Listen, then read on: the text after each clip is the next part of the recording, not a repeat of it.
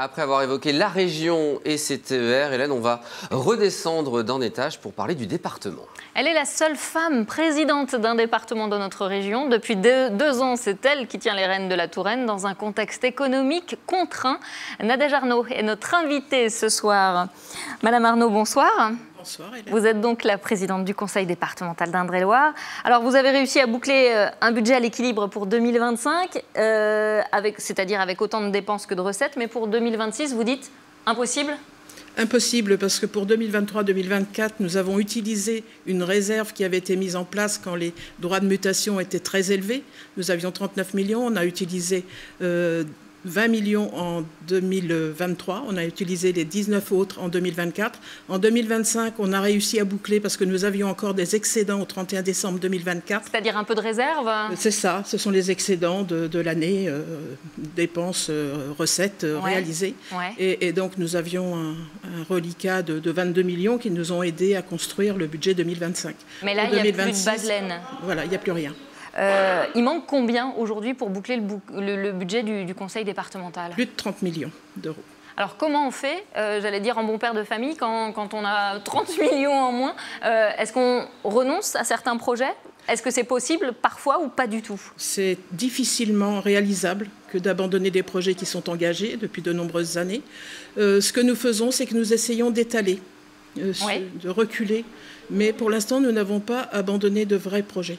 Quels sont les projets sur lesquels on ne peut plus revenir ? Eh bien, qu'est-ce qui est acté et qui va coûter cher à la collectivité, mais j'allais dire, on ne peut pas revenir là-dessus. J'ai pour exemple deux projets, un qui a été conventionné en 2019 et qui concerne les deux demi-échangeurs de l'autoroute A85 à Langeais. Et puis nous avons l'entretien et les modifications de la route départementale 943 qui relie Loches à Tours. Ça, on s'est engagé, donc on ne peut plus revenir. C'est ça. Et c'est des grosses dépenses pour le département ? Ce sont des grosses dépenses quand on n'a pas d'argent. Il y a aussi les pompiers aujourd'hui qui tirent la sonnette d'alarme. Ils réclament de leur côté 25 millions d'euros supplémentaires, alors sur 10 ans, pour assurer leur mission et renouveler leurs véhicules d'intervention. Qu'est-ce qu'on fait ? On ne peut pas les aider, on sacrifie. Comment ça marche ? Nous travaillons depuis 1 an à ces difficultés qui sont rencontrées donc par le SDIS, le service départemental d'incendie et de secours.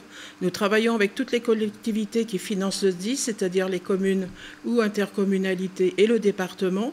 Jusqu'à aujourd'hui, le département contribuait à hauteur de 31 millions et les collectivités locales, communes et intercommunalités à hauteur d'un petit peu plus de 12 millions d'euros.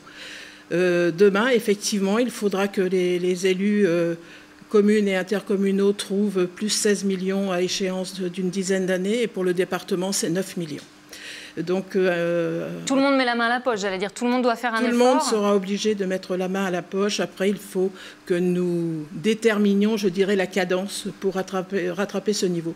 Pourquoi on est dans cette difficulté ? Parce que jusqu'à maintenant, on ne mettait pas en relation les schémas immobilier, parc matériel, le SDACR, qui est le schéma opérationnel arrêté par le préfet, et on ne le mettait pas en relation avec le budget, avec les moyens financiers. Aujourd'hui, avec les nouvelles normes qui s'imposent à nous, des véhicules que nous ne pouvons plus utiliser, sinon le SDIS est responsable et peut être condamné. Donc aujourd'hui, nous sommes obligés de renouveler ce parc automobile, bien sûr de poursuivre l'aménagement des casernes, aussi être doté de moyens humains, parce que si nous avons des véhicules, il faudra bien aussi des personnes pour les sortir. Et c'est cette mise à niveau, je dirais, que nous devons penser aujourd'hui. Alors ça fait pratiquement 2 ans, jour pour jour, que vous avez pris la tête du département. Pas de regret, parce que c'est une mission costaud, j'allais dire, dans un contexte très compliqué. Alors je n'étais pas destinée à cette fonction. J'avoue que c'est une fonction passionnante. Alors effectivement, elle est dans un contexte plus que compliqué, mais peut-être que c'est là où on reconnaît peut-être le travail qui est fait, parce que là, il faut vraiment innover, expérimenter et avancer ensemble pour dépasser cette crise. Et rien lâcher, aller sonner à la porte du gouvernement, de l'État, pour dire on a besoin d'argent, on lâche rien. Toujours. À l'État, c'est pas forcément demander de l'argent, mais au moins qu'on réfléchisse à comment on peut assurer nos compétences.